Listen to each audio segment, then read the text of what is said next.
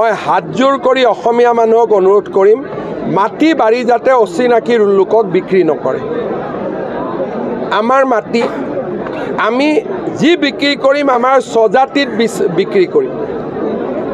যদি অসমীয়া মানুহে সামগ্ৰিকভাৱে আমাৰ মাটি বাৰী অচিনাকি মানুহক যদি আমি বিক্ৰী নকৰোঁ আমি জাতিটো বচাব পাৰিম।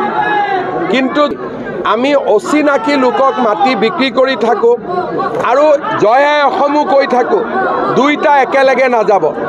ভাড়া ঘৰ দিওঁতেও সাৱধান হ'ব লাগিব। কাৰোবাক যেতিয়া ভাড়া ঘৰ দিম তেতিয়া সাৱধান হ'ব লাগিব যে ভাড়া ঘৰটোৱে যাতে মূল ঘৰ হৈ নাযায়। যেতিয়া জাতিয়ে একেলগে জঁপিয়াই পৰিব যে আমি ভাড়া ঘৰ দিওঁতেও 10 বাৰ চিন্তা কৰিম আৰু মাটি বিক্ৰী কৰোঁতে 100 বাৰ চিন্তা কৰিম, আমাৰ জাতিটো সুৰক্ষিত হ'ব। মই হাতজোৰ কৰি অসমীয়া মানুহক অনুৰোধ কৰিম মাটি বাৰী যাতে অচিনাকি লোকক বিক্ৰী নকৰে।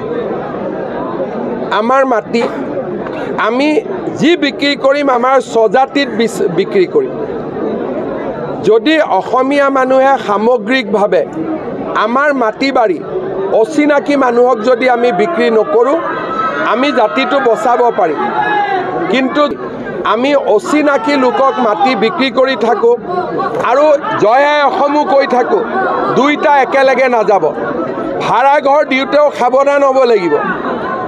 কাৰোবাক যেতিয়া ভাড়া ঘৰ দিম তেতিয়া সাৱধান হ'ব লাগিব যে ভাড়া ঘৰটোৱে যাতে মূল ঘৰ হৈ নাযায়।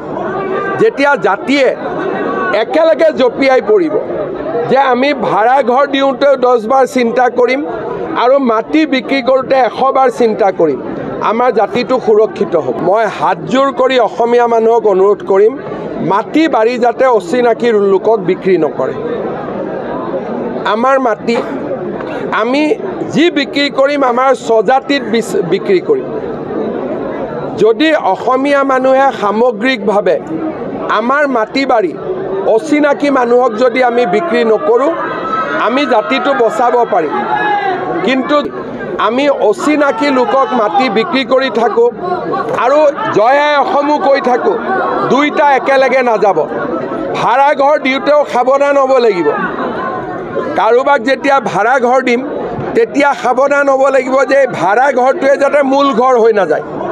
যেতিয়া জাতিয়ে একেলগে জঁপিয়াই পৰিব যে আমি ভাড়া ঘৰ দিওঁতেও 10 বাৰ চিন্তা কৰিম আৰু মাটি বিক্ৰী কৰোঁতে 100 বাৰ চিন্তা কৰিম, আমাৰ জাতিটো সুৰক্ষিত হ'ব।